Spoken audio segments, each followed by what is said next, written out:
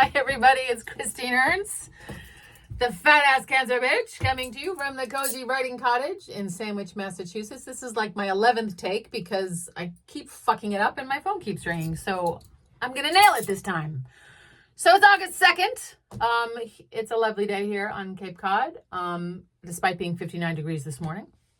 But it's August 2nd, which means we have a new bum from my bum calendar. So we're saying goodbye to July and this lovely watercolor of Sargent watercolor of a man leaning over and looking in a pool. And we are going to Frederick Leighton's Fisherman and the Siren from 1857. Kind of some Jesus imagery maybe there. A little erotic. Yeah, very erotic. He's getting lured to his death. Sorry, not sorry, fisherman. That's for August. So, did anyone else feeling the junky, intense energy of this week? Someone said that Mercury is hella retrograde right now, but boy, and I'm not even talking about the news cycle, which is a shit show. I've decided though that this weird, intense, junky energy is, we're experiencing the rise of the divine feminine, which I think must be a painful thing. And I'm going with that.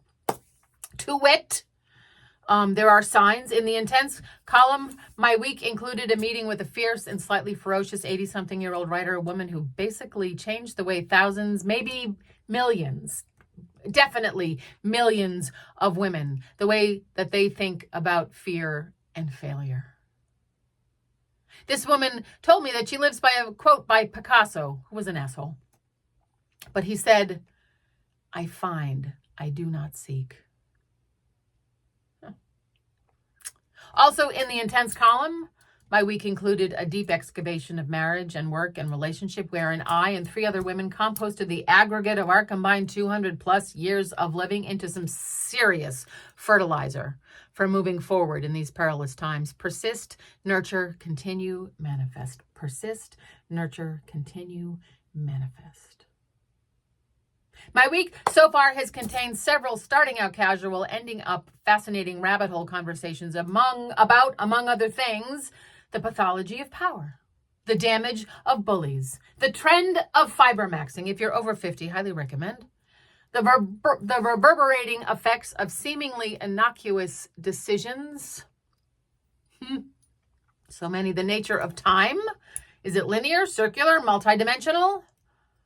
The pros and cons of reincarnation. Whether or not that interstellar comet thing hurtling toward the Earth right now is actually alien technology. Sure, deep and complex stuff. Even exhilarating at times. But also in this week, in the junky column, the very junky column, another fucking dead mouse that I cannot find, but can totally smell in my basement. And its attendant cortege of thousands of bottle flies. The good news there is the horde, the swarm of bottle flies has abated. I think I've collected enough bottle flies to equal the body of a mouse, so the smell should begin abating, I hope. There is a lovely yet very sinister paper wasp nest above my front door. Abandon hope, all ye who enter here. Things went sideways all this week. Rookie mistakes were made. I sent out an email to 100 people and forgot to BCC them all, you dope. I keep losing my phone. I learned I forgot to pay Comcast last month. Stuff broke. The filter on my play pool. I have a little 10-foot wide, 3-foot deep little play pool in the backyard that after I mow the lawn, I just splash into. It is such a lovely thing. But the filter broke after a month of being up. Jerk. The neon peach sign in the kitchen. It's a neon outline of a peach that lights up and hangs on the wall. And it brings me joy every time I look at it. It stopped lighting up, which sucks. Thank God my tomato lamp still works. We suddenly cannot use the toaster oven and the microwave at the same time. The drawers that never stuck before are now sticking. Michael and I almost got into an argument over the position of the toilet paper holder in the bathroom. I had to hang one of those unfurling spools of flypaper in the basement, and it got stuck in my hair, of course, which was disgusting. I caught a fat squirrel eating all my sun gold cherry tomatoes on the deck this morning. Fucker. Every easy thing in this week managed to become a crappy chore. Who else is feeling this churn? I hope it's not just me. Did you too have a week of scrutiny and malfunction? Fuck you, Picasso, but it was a seeking week, not a finding week. Nothing to do but persist, nurture, continue, manifest. Stick with that. The rise of the divine feminine is a hot mess. Maybe it must be a hot mess. Part thrill, part grist. Here we are at the Gramsci Gap again. Remember?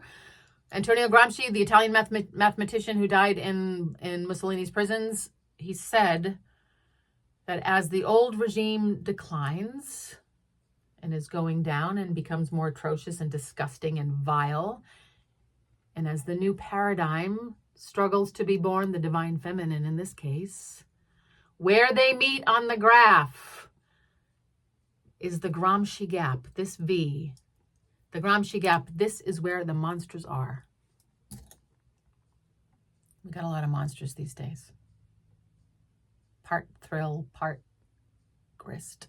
So much grist. That fierce and slightly ferocious 80-something-year-old woman I mentioned who lives by that quote by that asshole Picasso.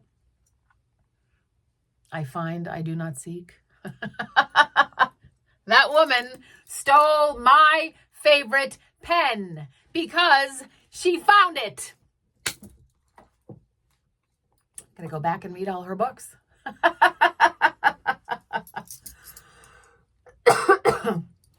Oh my God. All right.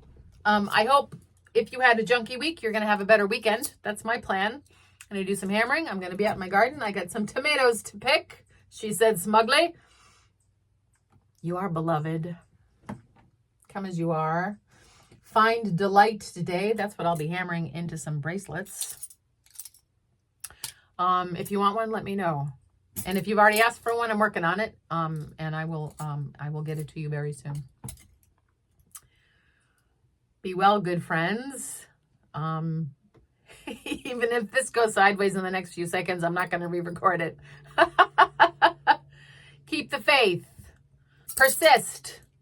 Nurture. Continue. Manifest. Maybe I'll hammer that into something. Something's going on. Something's afoot. Stick with us. I'm going to get rid of that paper wasp nest so you can come and visit me. And the toilet paper thing, that all worked out. Don't worry. We're good. Thanks, you guys. Thanks so much for listening. Thanks for persisting and nurturing and continuing and manifesting. I love you.